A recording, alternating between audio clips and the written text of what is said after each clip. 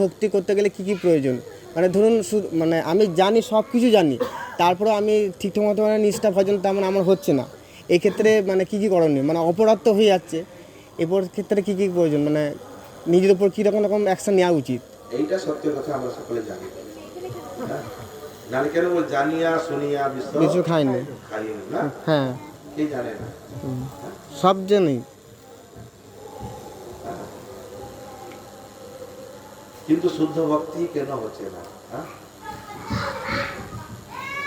আসল কথা হলো, কিছু সময় আগে বলে গেলাম না কি, আমাদের দেহ মন বুদ্ধি ইন্দ্রিয়া এ সমস্ত প্রাকৃত বস্তু, প্রাকৃত বস্তুর যে গতি স্বাভাবিক সংসারের দিকে হবেই। হ্যাঁ, চিন্তা করো, যেরকম নৌকাটা যদি জলে ছেড়ে দেওয়া যায়, যেই দিকে জলের স্রোত সেদিকে যাবে কি না? তার জন্য নাবিক দরকার হয়, তার জন্য সে কি বলছে না, সেটা দরকার হয় না, হয় কি? হ্যাঁ, কেন তার সেই গতি সে যাবে স্বাভাবিক, পরন্তু যদি তাকে উল্টো দিকে নিয়ে যায়, হ্যাঁ, উল্টো দিকে নিয়ে যেতে হলে নাবিক বিনা হয় না, হবে? সেই রকম এই দেহ মন বুদ্ধি, যার এই দেহের দ্বারা মনের দ্বারা বুদ্ধির দ্বারা ইন্দ্রিয়গণের দ্বারা আমরা ভক্তি করব, তার ভক্তির বিরোধী তারা, তার সহজ প্রবৃত্তি সংসার থেকে, আর তাকে উল্টো দিকে নিয়ে যেতে হলে গুরু রূপে নাবিক দরকার হয়, আর সাধন রূপী দরকার হবে না, সেই জিনিস হবে না। এই জন্য গুরু কৃপা, মহৎ কৃপা বিনা কোন কর্মে ভক্তি হয়।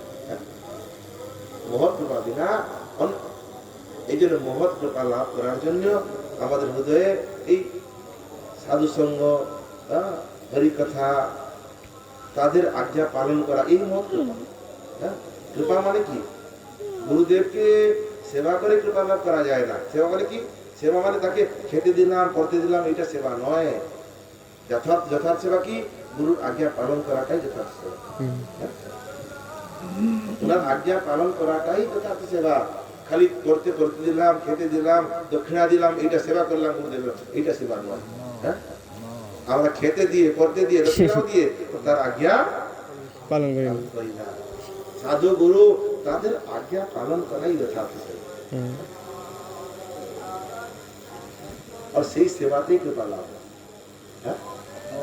সেই সেবাতেই কৃপা লাভ হয়, আর সেই কৃপাতেই শুদ্ধ ভক্তি লাভ হয়। অন্য কোন সাধন দ্বারা শুদ্ধ ভক্তি লাভ হয়। হরে কৃষ্ণ।